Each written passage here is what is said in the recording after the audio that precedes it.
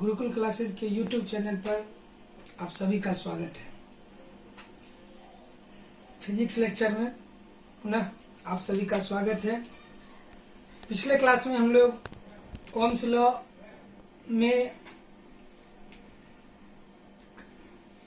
आने वाली कमियों के बारे में जिक्र किया था। ओम्स लॉ को पढ़ते समय हमने एक स्पेशल रिलेशन प्राप्त किया, आर। ओम्स लॉ में हमने पढ़ा V बराबर आई आर। यहां से अगर हम देखें तो R का इक्वेशन प्राप्त होता है, R is equal to V by I. R proportionality constant था।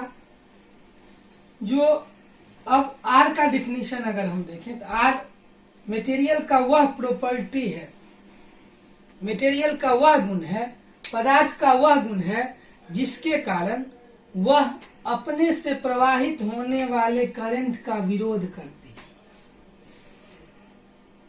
तो resistance, the property of material due to which it opposes the flow of current through itself is called resistance. प्रतिरोध किसी वस्तु का वह गुण है जिसके कारण वह अपने से प्रवाहित होने वाले विद्युत धारा का विरोध करती है। अगर हम यहां से R का इक्वेशन प्राप्त करें तो R बराबर V बाय आई। दो बातें, अगर हम फिजिक्स की बातें करें तो चूंकि यहाँ R कांस्टेंट है तो ये ना तो V पर डिपेंड करेगा ना ही I पर निर्भर करेगा, क्योंकि हमने पिछले ओम्स लॉ के प्रूफ में देखा था कि अगर V को हम दुगुना करेंगे तो I भी दुगुना हो जाएगा और इस रिलेशन में कोई असर नहीं होगा। अगर हम V को आधा करते हैं तो I भी आधा हो जाएगा और यह रिलेशन कांस्टेंट रहेगा। तो रेसिस्टेंस आखिर किन किन बातों पर निर्भर करता है। पिछले वीडियो में हमने रेसिस्टेंस का ऐसा मात्रक ओमेगा, जिसे ओमेगा से सूचित करते हैं, जिसे हमने ओम का नाम दिया। तो आखिर यह रेसिस्टेंस जब ना V पर डिपेंड करता है और ना ही I पर, जबकि R का जो परिभाषा प्राप्त हुआ जिसे हम ओमिक इक्वेशन के नाम से जाना, तो R ना V पर, यह R का कंसेप्ट आया V बराबर आई आर इक्वेशन से, ओम के इक्वेशन से, लेकिन R न तो V पर निर्भर करता है और न ही I पर। तो आखिर R किन किन बातों पर निर्भर करता है। तो इस लेक्चर में हम लोग चर्चा करेंगे कि on which factor resistance of a material depends upon. Conductor का, स्पेशली कंडक्टर का रेसिस्टेंस किन किन बातों पर निर्भर करता है। किसी चालक का प्रतिरोध किन किन बातों पर निर्भर करता है। तो पहली बातें किस पर निर्भर करता है, तो लेंथ ऑफ द कंडक्टर। जैसा कि हम इक्वेशन देख रहे हैं, R is directly proportional to the length of the conductor. That means यदि किसी कंडक्टर के लेंथ को इंक्रीज किया जाए तो उसका रेसिस्टेंस भी बढ़ेगा। तात्पर्य यह हुआ कि एक लंबे तार का प्रतिरोध एक छोटे तार के प्रतिरोध से अधिक होगा। अर्थात तार जितना बड़ा होगा, कंडक्टर जितना बड़ा होगा, उसका रेसिस्टेंस भी उतना ज्यादा होगा।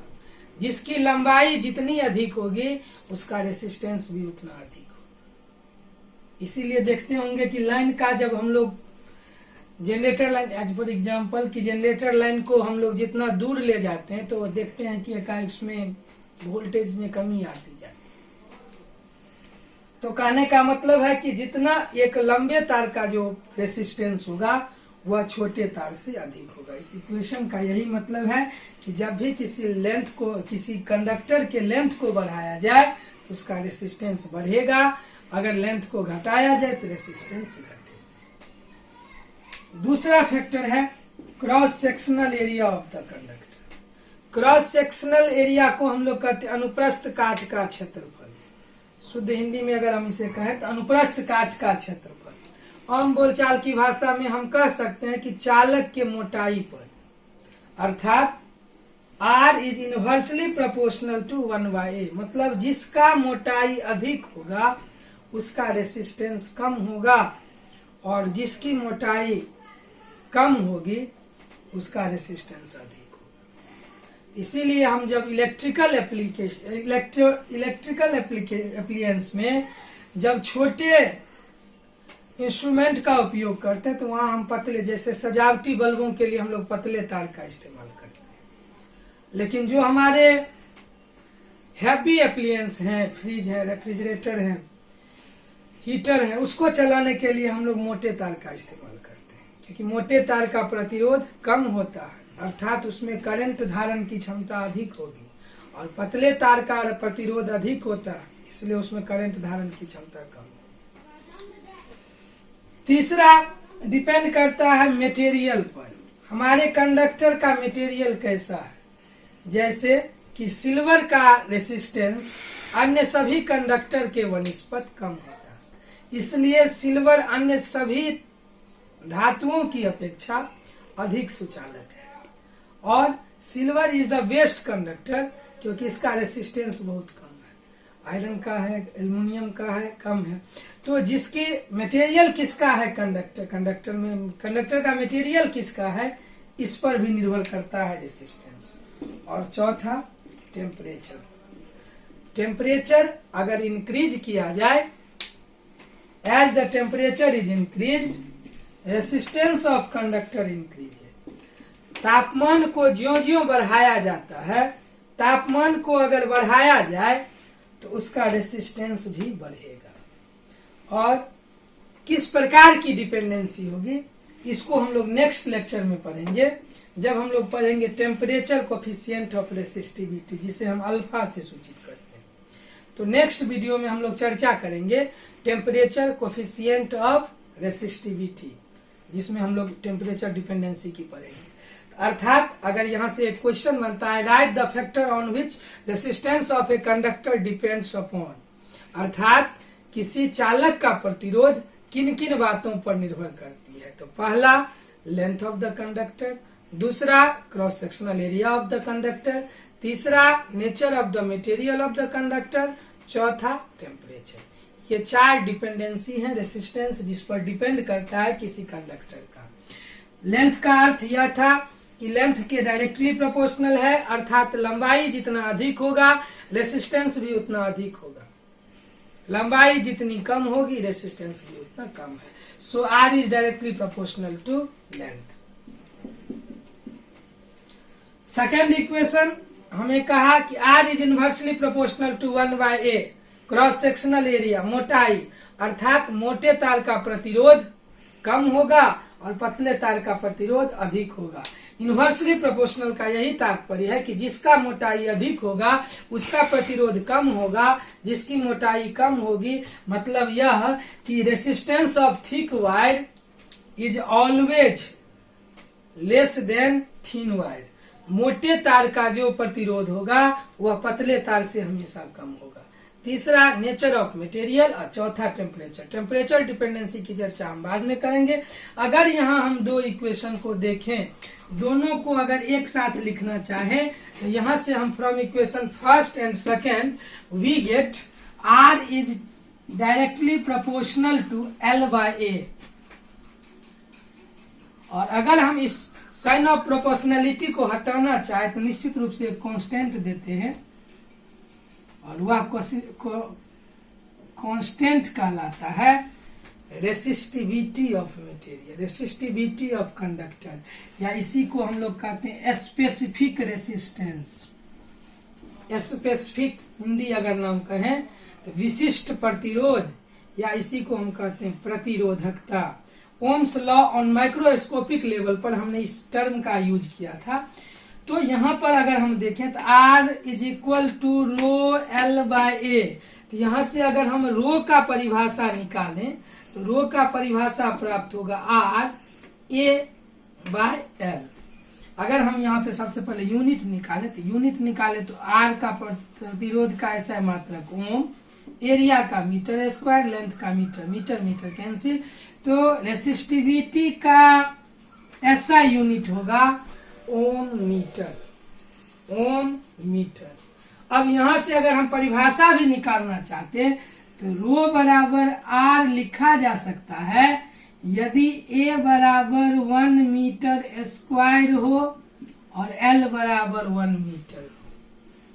रेसिस्टिविटी का परिभाषा यहां से हम दे सकते हैं कि अगर किसी तार की लंबाई 1 मीटर हो और उसका अनुप्रस्थ काट का क्षेत्रफल अर्थात मोटाई 1 मीटर स्क्वायर हो, तो उस तार का जो प्रतिरोध होगा, रेसिस्टेंस होगा, वही प्रतिरोधकता कहलाएगी। अर्थात प्रति एकांक क्षेत्रफल और प्रति एकांक लंबाई वाले तार का प्रतिरोध ही प्रतिरोधकता कहलाता है।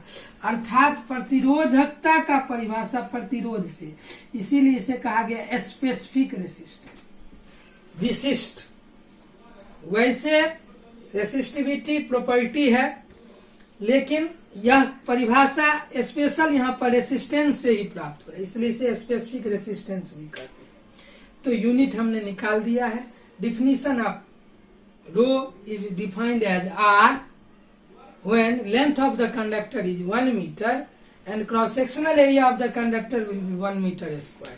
अर्थात किसी कंडक्टर का लेंथ 1 मीटर हो और उसकी cross sectional area 1 metre square हो, तो जो उसका रेसिस्टेंस होगा वही कहलाएगी रेसिस्टिविटी।